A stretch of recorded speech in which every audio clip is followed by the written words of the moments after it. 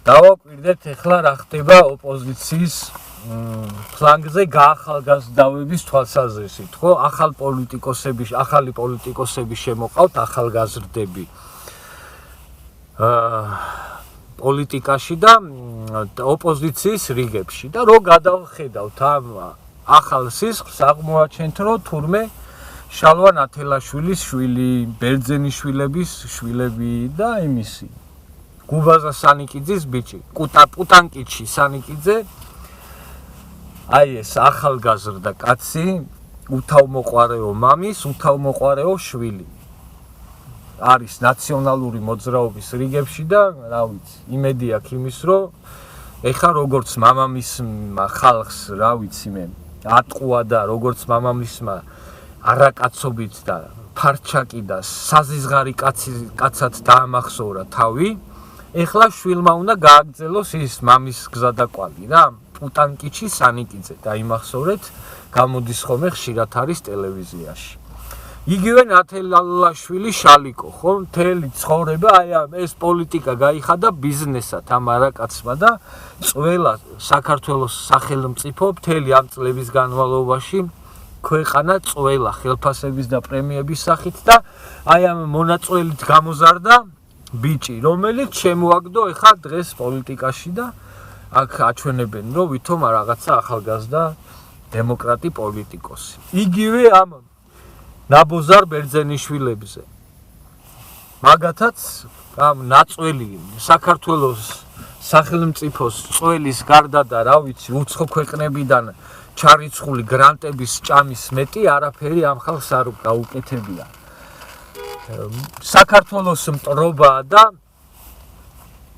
როგორ თქვა, ყველაზე უფრო უნამუსობაა ის, რომ ერეკლე მეფეს დააბრალებ რაღაცა მოღალატეობას. ერეკლე მეფემ ყველაზე ბევრი ბრძოლა გადაიტანა ამ ქვეყნისთვის და ყველაზე მეტი იომა და მთელი თავისი ცხოვრება ამ ქვეყნის გაძლიერებას და ამ ქვეყნის გადარჩენას მიუძღვნა იმ კაცმა და ეს ნაბოზარი ბერძენიშვილი, რომელმაც მთელი თავისი ცხოვრება მართლა ამ ქვეყნის მტრობას მიუძღვნა და ერთი ადგილის მიცემას და ადამიანების განზრახ შეცდომაში შეყვანას ზის ეხლა და იმ თავის ტვინ გამორეცხილ საზოგადოებას, ვისაც ბერძენიშვილი წლებია ტვინს ურეცხავს, იმას აჯერებს, რომ ერეკლე მეფე თურმე მოღალატე ყოფილა და თავის სახელი უნდა დავარქვათ.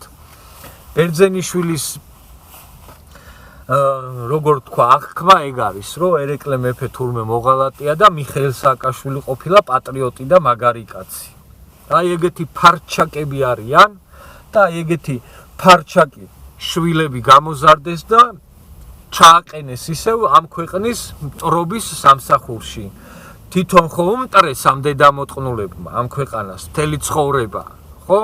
და ეხლა თავისი შვილებს კუტენიან ისევ პოლიტიკაში, მაგრამ ქართველი ხალხი გაიზარდა, ძალიან დიდი გამოცდილება მივიღეთ ამ 30 წლის განმავლობაში და კარგად ვისწავლეთ ცნობა ვინ არის პუტანკიჩი სანიკიძე და ვინ არის შალიკოს შვილები და ვინ არიან თუ ძმები ბერძენიშვილის შვილები.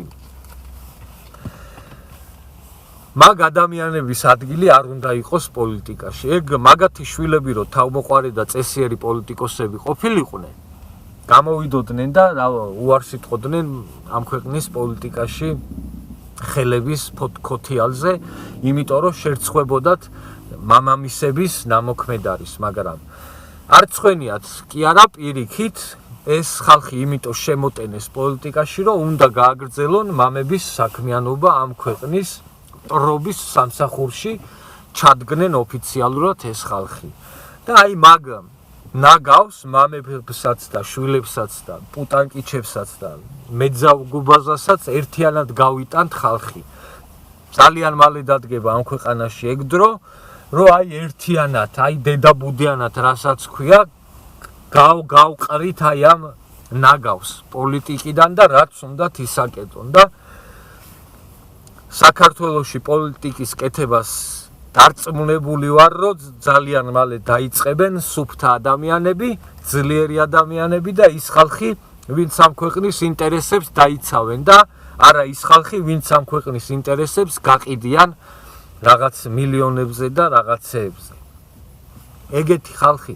ფაქტია, რომ ამ ნაბოზრებმა მთელი 30 წელი აი ამ პოლიტიკაში ვერაფერი ვერ გააკეთეს და ვერაფერში ამ ქვეყანას ვერ გამოადგნენ გარდა მტრობისა და უნდა დავამთავროთ ამ ქვეყნის მტრები ერთხელ და სამუდამოდ საქართველოში. ამ ქვეყნის მტრობა არის ის, როცა შენი ქვეყანა გემეტება ვიღაცის, რა ვიცი, შნირობისთვის, ვიღაცის ვასალობისთვის და როცა შენი ქვეყნის ინტერესებზე წინ დააყენებ ვიღაცების ინტერესებს, შენ უკვე არ გაქვს უფლება, რომ პოლიტიკოსი გერქვას და საქართველოს რაღაცა, როგორ თქვა, საქართველოში პოლიტიკურ ამინს ქმნიდე, ან ოპოზიციიდან, ან პოზიციიდან და ან საიდანმე, საერთოდ. ერთხელ და სამუდამოდ უნდა დავამთავროთ აი ამ ფარჩაკების ბოგინი პოლიტიკაში. ამათი ადგილი აღარ უნდა დარჩეს პოლიტიკაში და პოლიტიკა უნდა შეივსოს სუფთა ხალხით. ბევრი ხვიჩიები და ბევრი მეგრელიშვილები და აი ბევრი ალტინფოები და ვინც არ უნდა იყოს. ვისაც რა იდეოლოგია არ უნდა კონდეს, ნებისმიერი იდეოლოგიის მატარებლები უნდა შემოვიდნენ ქართულ პოლიტიკაში, ოღონდ ისეთი ხალხი, ვისაც მინაქარი არ ექნება ამ ქვეყანასთან და აი ეგ ადამიანები გააძლიერებენ ამ ქვეყანას და ეგეთი ადამიანები მოუტანენ ამ ქვეყანას სიკეთეს. როცა ყველა პოლიტიკური გაერთიანება შეთანხმდება იმაზე, რომ საქართველოს ინტერესი არის უპირველესი და აი ამ საქართველოს ინტერესის გარშემო გაერთიანდება პრორუსიც, პროდასავლელიც, პროჩინელიც და საერთოდ ყველა. ყველა მაკეთოს პოლიტიკა ისე, რომ საქართველოს ინტერესები არ დააზიანოს და პირიქით საქართველოს ინტერესები გააძლიეროს იმ კუთხით და იმ რა ქვია, იმ ქვეყნებში, რომელ ქვეყნებთანაც ექნებათ მჭიდრო კავშირები და ურთიერთობები და რა ვიცი, პოლიტიკური კავშირები დამყარებული. პრორუსმაც და პროდასავლელმაც და საერთოდ ყველამ უნდა იჩალიჩოს იქ, სადაც ექნება საშუალება იმისთვის, რომ საქართველო გააძლიეროს და საქართველოს ინტერესები დაიცვას. ისე კი არა დღეს რო გარბიან ეს ოპოზიციონერები და ძირს რო უთხრიან ამ ქვეყანას, არა. უნდა ესენი რომ მიდიოდნენ ეხლა და ამ ქვეყნისთვის რაღაცას კაი სიტყოდნენ, ისეც რაც ხალხს გამოადგება და ქვეყანას იქნებოდა მართალი ხალხი, მაგრამ ესენი ამას არ იზავენ, იმიტომ რომ ამათ ეს ქვეყანა არ ადარდებთ, ამათ ადარდებთ ის, რომ ვიღაცების ინტერესი გაატარონ ამ ქვეყანაში და აი ეს ამ ნაბოზრების პარტაში, პოლიტიკაში დამთავრდება ძალიან მალე და აი მე პირადად როგორც ერთი კაცი ყველაფერს ვიზავ და ყველა წესიერი კაცის გვერდზე დავდგები, ვისაც რა შეხედულება არ უნდა კონდეს და ვინც როგორ არ უნდა ხედავდეს ამ ქვეყნის მომავალს, ყველას დავეხმარები, ყველას გვერდში დავდგები, თუ დავწმუნდები იმაში, რომ არ არიან გათხრილები და მიქარული არ აქვთ ერთხელ მაინც ამ ქვეყნის და ხალხის წინაშე, რავი, ყველა ეგეთ ადამიანს მივესალმები და მერე დანარჩენი პოლიტიკა გამოაჩენს ვინ მეტი სიკეთის მომტანი იქნება ამ ქვეყნისთვის, პრორუსი, პროდასავლელი თუ პროევროპელი.